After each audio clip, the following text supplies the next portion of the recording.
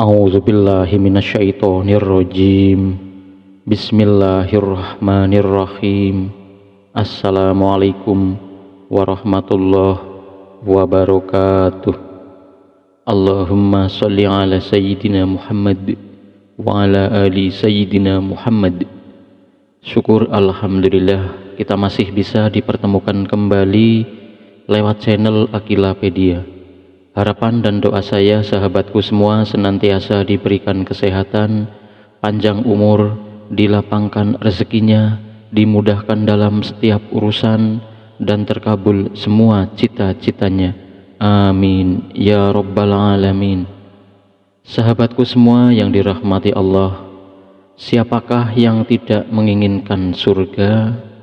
Orang-orang beragama tentu menginginkannya, karena mendapatkan surga berarti mendapat tempat terbaik nan abadi di alam baka.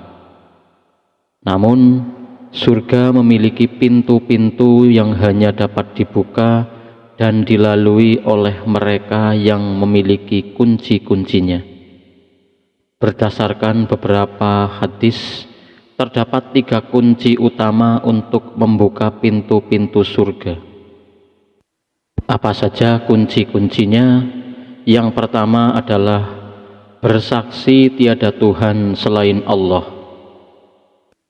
Rasulullah Shallallahu Alaihi Wasallam bersabda yang artinya, kunci surga adalah bersaksi tiada Tuhan selain Allah.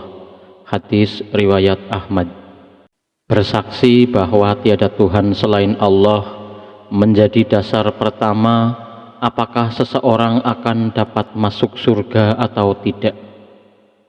Tanpa amal batiniah yang disebut tauhid ini, semua amal kebaikan manusia tidak ada artinya dalam kaitannya dengan keselamatan di akhirat. Ia tidak akan masuk surga karena surga hanya diperuntukkan bagi orang-orang yang bersaksi dengan sepenuh keyakinan bahwa Allah adalah Tuhan satu-satunya. Jadi iman tauhid merupakan fondasi dari semua amal manusia. Sedemikian penting syahadat atau kesaksian seperti itu, hingga Rasulullah Shallallahu Alaihi Wasallam bersabda yang artinya, barang siapa mati sedang ia percaya tiada Tuhan selain Allah, maka masuklah ia ke dalam surga. Hadis riwayat Muslim. Memang sedemikian penting syahadat tauhid tersebut dalam kaitannya dengan surga. Kita dianjurkan untuk memperbanyak zikir dengan mengucapkan kalimat tersebut agar kita memiliki fondasi kunci utama surga. Beberapa hadis yang menunjukkan barang siapa di akhir hayat mengucapkan kalimat tersebut dengan meyakini sepenuhnya bahwa tiada Tuhan selain Allah, maka itu pertanda bahwa ia akan menempati surga dalam hidupnya di akhirat kelak. Yang kedua adalah menegakkan sholat. Rasulullah Shallallahu Alaihi Wasallam bersabda yang artinya, kunci surga adalah menegakkan sholat. Dari Jabir bin Abdillah radhiyallahu anhu. Sholat adalah kunci utama kedua setelah syahadat. Ia merupakan amal lahiriah sekaligus merupakan perwujudan iman kepada Allah Subhanahu wa ta'ala. Rasulullah Shallallahu Alaihi Wasallam juga menjelaskan dalam sebuah hadisnya tentang pentingnya sholat dalam hubungannya dengan keselamatan seseorang di hari kiamat. Karena sholat adalah amal jasmaniyah pertama yang akan dihisab. Amal pertama kali seorang hamba akan dihisab di hari kiamat adalah sholat. Apabila sholatnya baik, maka baiklah seluruh amalnya, dan jika sholatnya buruk, rusaklah semua amalnya. Hadis riwayat At-Tabrani. Sholat memiliki pengaruh kuat terhadap amal-amal seseorang di luar sholat. Jika sholatnya baik, maka baiklah seluruh amal lainnya. Artinya, jika sholat dikerjakan dengan baik sesuai dengan ketentuan-ketentuan hukum dan adab yang berlaku, tentulah sholatnya akan diterima oleh Allah Subhanahu wa Ta'ala. Hal ini berpengaruh positif terhadap amal-amal seseorang di luar sholat. Jika sholatnya buruk, maka seluruh amal lainnya juga buruk. Artinya, jika seseorang selalu berperilaku buruk dalam kehidupan sehari-harinya, bisa jadi karena sholatnya memang buruk. Atau ia sudah melaksanakan sholat, tapi cara melaksanakannya tidak sesuai dengan syarat dan rukunnya, serta adab sholat yang berlaku, sehingga sholatnya tidak berpengaruh positif terhadap perilakunya.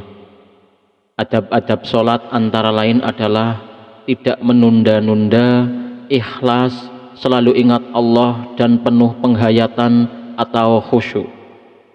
Selain itu, sholat yang dilakukan dengan menjalankan rukun-rukun dan sunnahnya akan menjadi kunci sukses dalam menjawab 6 pertanyaan di alam kubur, yaitu siapa Tuhanmu, apa agamamu, siapa nabimu, apa kitab sucimu, di mana kiblatmu, dan siapa saudara-saudaramu.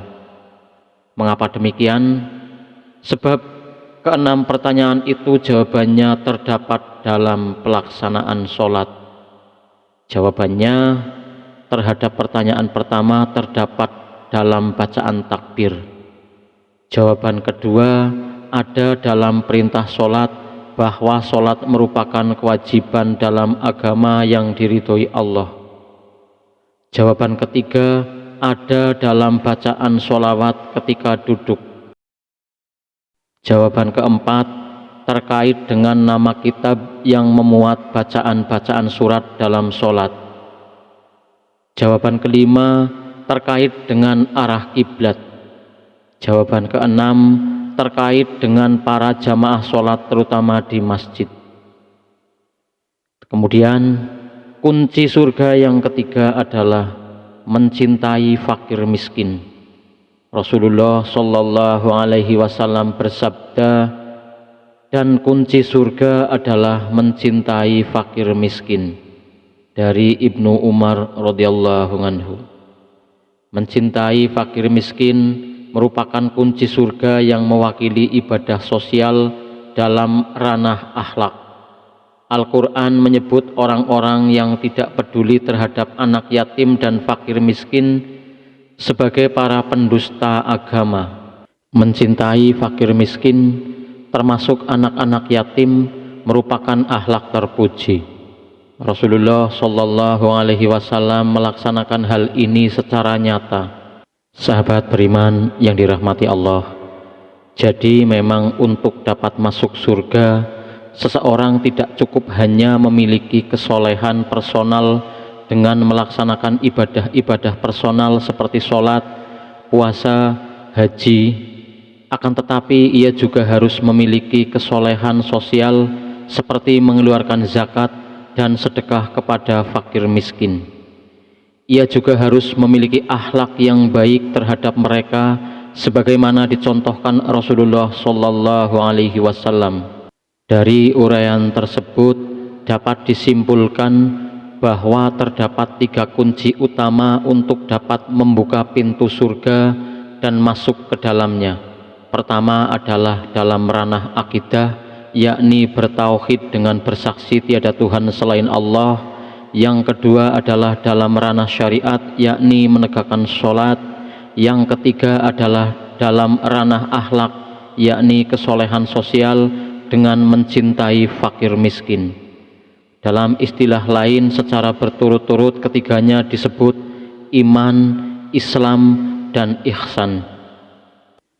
Demikianlah yang dapat saya sampaikan, semoga bermanfaat. Saya mohon maaf apabila dalam menyampaikan ada salah kata. Saya akhiri. Assalamualaikum warahmatullahi wabarakatuh.